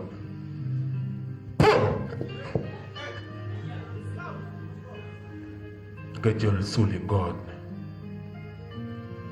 li may dund metti nekk xale bu tuuti war a jóg dem jàngi waaye man la ñuy yónni man la ñuy jéppi man la sama baay di làbbali ngir dabu bànneexu soxnaam si nga xam ne jàppewu ma doom xanaa def ma noon duma may duma sarax duma jox sax li ma moom dàll yu dagg yële ngay gis may boroom dàll yu nice yële dooma may boroom man lañ dul xottil yére tabaski sama moroom yi di ma romb dem julli kenn si ñoom bëggul ànd ak man dugg ci kër yi ñaani ndëwënal kër gu ma dugg ñu jàppee ma taalibe daal di may tuutal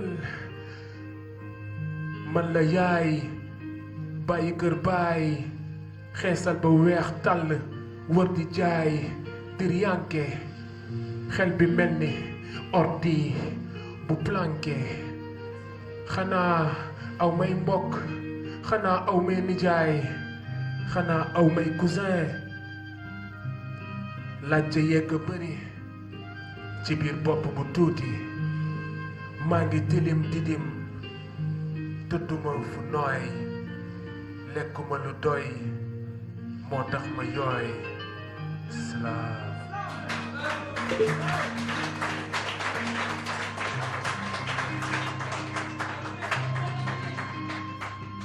Merci beaucoup Sankara.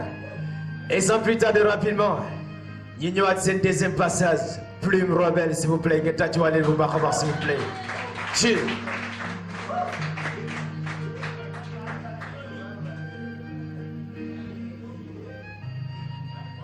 Bonsoir. Verte, jaune, rouge, bleu, blanc, rouge. Il n'y a que des couleurs dans la vie, n'est-ce pas? Hein? Dis-moi-le. Il n'y a que des couleurs dans la vie, vrai ou faux? Depuis notre enfance, on nous a éduqués avec les couleurs.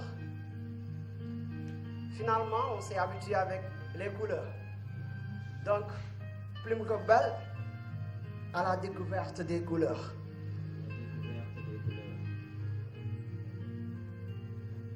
Force d'observer le monde, on s'aperçoit que tout a une signification. La vie est parsemée d'innombrables obstacles, mais aussi bourrée de toutes sortes de définitions. Les goûts et les couleurs ne se disputent jamais.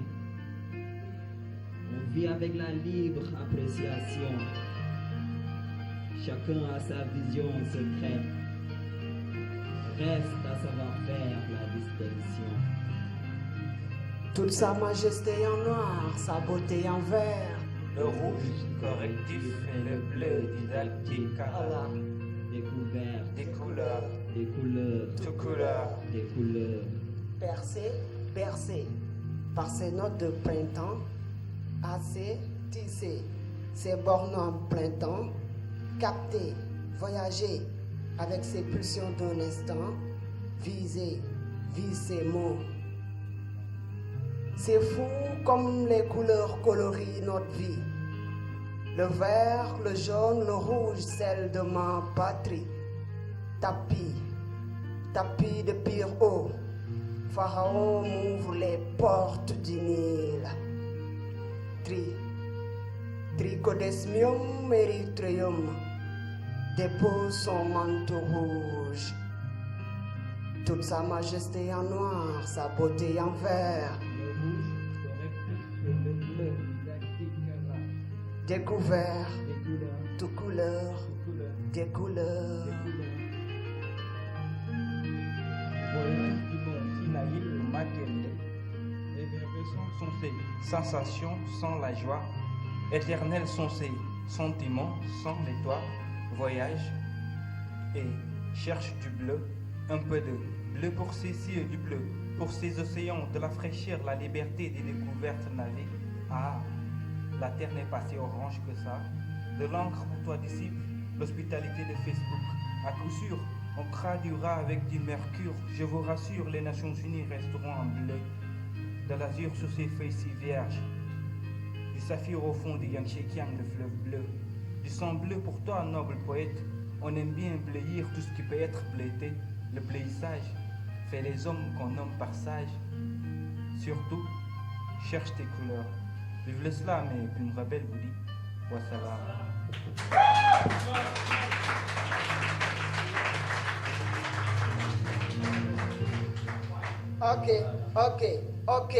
Ok. Les dames dans le ring. Ici, on se cogne avec des mots. Un coup par-ci. Un coup par-là. On les exhibe dans la rue. Notre art se passe dans l'oralité. Et sans vanité, on se donne des coups de verbe. Esquisse l'image. Dans l'art de verdir, car cette âme réclame un corps qui islam déclame, enflamme-toi dans ses vers. Même si tu persévères, poète persévère, aller vers la perfection. Sois un professionnel dans l'art de verdir. J'ai pas besoin de commettre un crime. J'adore trop mes rimes qui sont devenues mon hymne et guident mes rythmes. Faire exploser les véritables mots qui combattent ces misérables mots. Se met en un clic, le pot reste mon seul et unique credo. Dans l'art de verdir, avec ces mots pleins de rage, on espère qu'avec l'âge, nos mots se dépoussiéreront. Alors là, vous saurez que la poésie a changé de fusil d'épaule, tombé de sa tour d'ivoire et élevé par cette voix coloriée de sagesse. Rebelle bien sûr, mais seulement ancré. Dans l'art de verdir, dire le meilleur comme le pire. Si t'aspires à devenir un pro, surtout doser ta vie avec un peu d'adrénaline. Je te le propose, viens verdir tes pauses, dépose ton chakra sur ses feuilles. Concentration maximale. Je vous présente mon coup de verre universel, la méthode vers celle qui attire son attention. Camé à mes vers, l'encre gicle et cette sève remplira bon nombre de mes adversaires. Dans l'art de verdir, je l'ai toujours au bout de ma langue. Et ma Yves en dépend comme si c'est ma langue. J'arrive plus à m'en passer parce qu'il m'a dit que j'ai trop de coups à faire passer. Avec ces mots, j'ai peur que tu te réveilles au bloc oratoire et que tu te bloques entre ces mots et cette odeur d'encre que l'on trépasse dans nos bouches, d'où le sang bleu s'est fait chair. Dans l'art de verdir, pratiqué dans ce dojo qui est la vie, oui, on se donne des coups de mots. Il y a des crac-crac, un roquette de mots, des flashbacks, à l'air des croisades, sauf qu'ici, c'est pas des épées. On croise les mots, on décoiffe les émotions, on enchaîne les expressions qui frappent la réflexion. Punchline. Et même les silences parlent et les désordres deviennent ordonnés. Je vous explique. C'est la tête qui dicte la main possédée fait la magie sur les feuilles et nos bouches se chargeront d'animer le tout avec des combos déclamations en bonus. Dans l'art de verdir, et ça surgit de partout. On se donne des gouttes de verre sous mer comme sur terre. Les livreurs de prose donnent la dose à l'œil de l'esprit, qui capte le défilé des mots habillés par la haute couture. L'instant magique ne peut être flashé que par le cœur et développé. Dans l'art de verdir, les architectes des textes sur mesure, les ambassadeurs des saveurs urbaines, les autistes, les artistes, les jongleurs du verbe sont de retour. Nos vies se dessinent comme un proverbe. Des pros dans l'art de dire des vers. Plume rebelle, ceinture noire, neuvième dame dans l'art de dire des vagues. Aïe.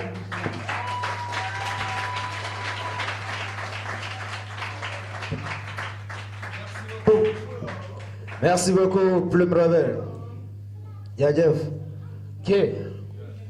Actuellement, je pense que c'est Mike Open, n'est-ce pas? waaw kon niñ ko defee woon rek dañuy baaxantal quoi. Ok. def ko benn mic open mais bon xam naa avant ñuy def mic open bi. donc on va remercier nos partenaires. Ok. Donc on va commencer par remercier waa yoon bi donc vieux Momo fi nekk il fait partie de nos partenaires. D'accord, yoon bi big up à toi. Voilà, donc moo ñëw indi sa caméra professionnelle. Ok. Donc bon, c'est un jeune qui est ici au niveau de Thiès. Il a fait l'extérieur, il a fait 10 ans à l'extérieur hors du Sénégal. Il est revenu à Thiès pour investir parce que c'est un digne fils de Thiès. Donc aussi ma leen di xamal ne il a son studio de montage vidéo. Ok. Donc képp ku fi soxla des montages vidéo avec des images de qualité, vous pouvez prendre contact avec lui. Donc il fait partie de nos partenaires. On remercie aussi waa Khatro Records. Ils font partie aussi de nos partenaires. Donc yombul quoi parce que yore sa studio xam nañ ne studio chaque jour yaa ngi liggéey quoi. boo ko gisee mu bougé donc am na lu mu bàyyi ñëw def leneen. Donc ça veut dire que loolu ñor na leen. Donc ñu ngi remercier aussi waa Picro, ils sont là. Remercier waa Club Hubert bu Ndak Seck. Donc mention spéciale aussi à Mona Gueye qui est là avec sa femme. Donc man j'ai une expérience personnelle avec lui. On a été ensemble dans le mouvement Yanama, un gars qui se bat beaucoup. Il a été l'initiateur du cercle unitaire des Thiessois. Donc maa ngi leen di ñaan ngeen may loxo à nos partenaires. Jaajëf. Slam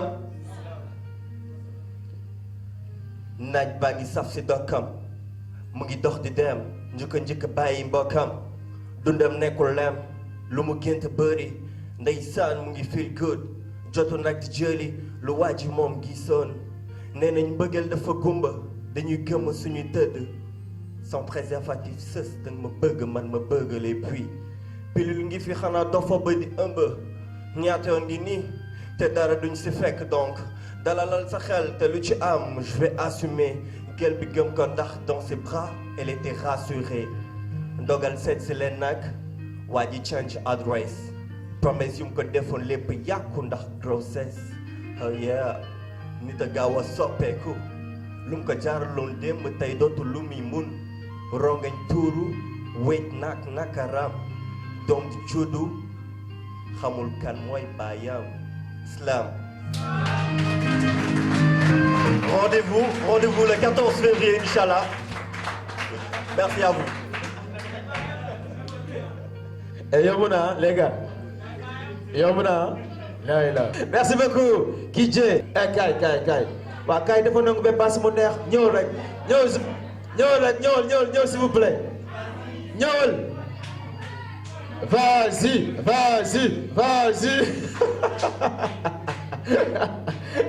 Aja kay s'il vous plaît. Ñëw s'il vous plaît. Aja kay. Ay tàcc leen ko baax a baax s'il vous plaît. Tàcc leen ko baax a baax. Ok. Aja ñëw sister ñëw.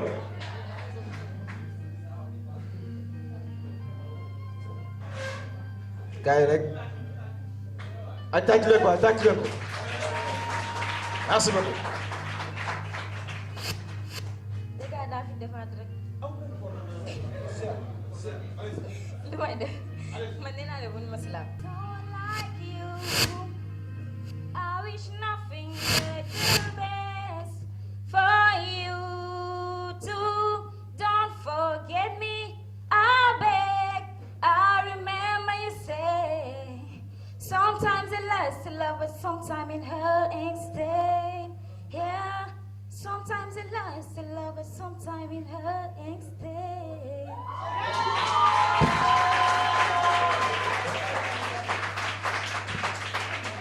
Non.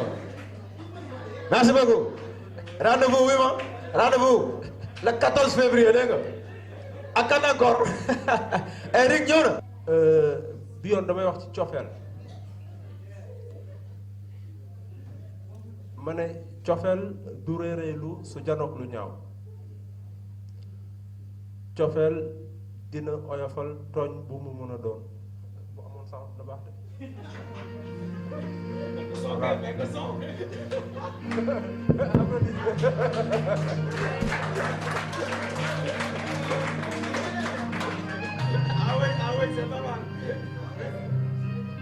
cofeel du mer du jàppee tooñ cofeel dina woyofal tooñ bu mu mën a doon ma ne waat cofeel du réeréelu sa janook lu ñaaw ndaxam solo si yonente dafay sotti te mayes làkk yi dina wéy xam-xam dina réer ci àdduna wante coofeel du wéy mukk salaam bingo le 14 février Hervé ok jaajëf Hervé le 14 février ak kan encore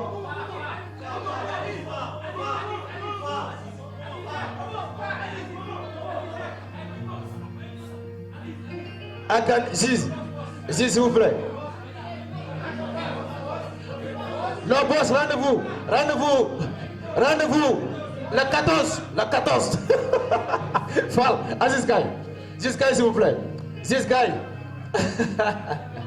ak kan encore les écrivains ak kan moo ñëw waaw Ziz Gaye nga tamit nag yema ok jëwjëwul bro xool kii ko dégg nga waaw of ko pare waaw ok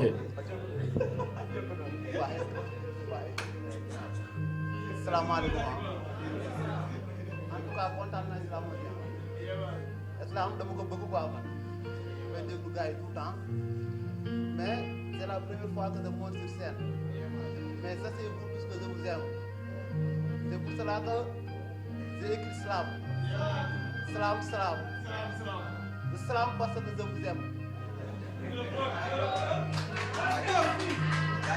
le salam parce que comme dans l'islam il y a du salam le salam comme on dit chez nous parce que il y a du jàmm ndax dafa am jàmm le salam parce qu'on pense on cogite c'est la mentalité je pense ce salam parce que je vous aime ce salam parce qu'on partage et ça devient de la solidarité ce salam parce qu'on est frères on est sœurs on fraternise c'est la fraternité salam parce que je vous aime salam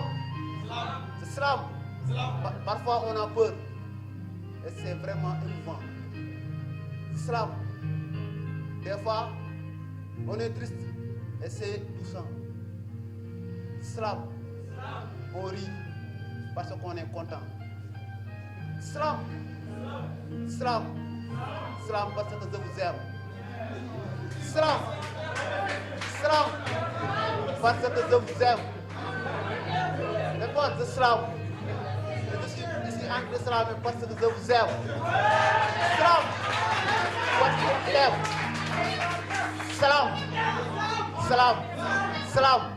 salam parce que je vous aime salam parce que c'est vrai et ça devient véridique salam parce que c'est beau et c'est éthique salam parce que c'est bien et ça devient de l'esthétique salam comme Abdel Malik c'est salam parce que je vous aime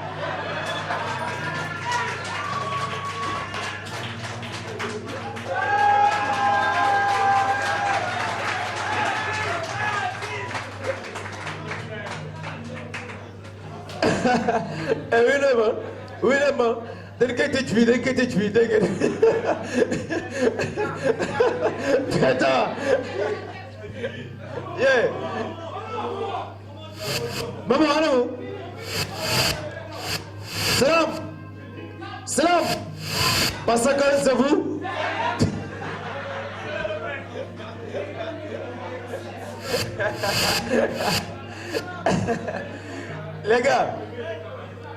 les gars donc Hervé Inch'Allah le 14 février s'il vous plaît kenn ku nekk am na benn copain kenn ku nekk am na benn xarit koo xamante ne war na ko war a mën a yëgal soirée bi mu war a ñëw n'est-ce pas surtout le 14 février feetu boss la boss moom fête 14 Saint-Valentin ba Saint-Valentin lay feetu j'espère semaine bii di ñëw mooy loolu noonu ah waa joojubul joojuwul en tout cas Hervé le 14 lay doon incha allah kenn ku nekk su demee naka wax xaritam comme ça ñu mën a ñëw Ringo Cheikh Sadji prochaine fois gars yi foog ngeen ut ñi nga xam ne ñoom ñooy servir parce que tey amu fi pour laaj gars yi lan la ñu war a consommer loolu pour le 14 incha allah n'est-ce pas 1000 francs la ngeen ñëw indaale 1000 francs au moins ñu soutenir li nga xamante ne moom mooy Thiès Salam n'est-ce pas c'est Thiès Salam ok Wassalam Wassalam from Thiès City ok ñu soutenir leen carrément les gars Hervé le 14 Salam parce que je vous ok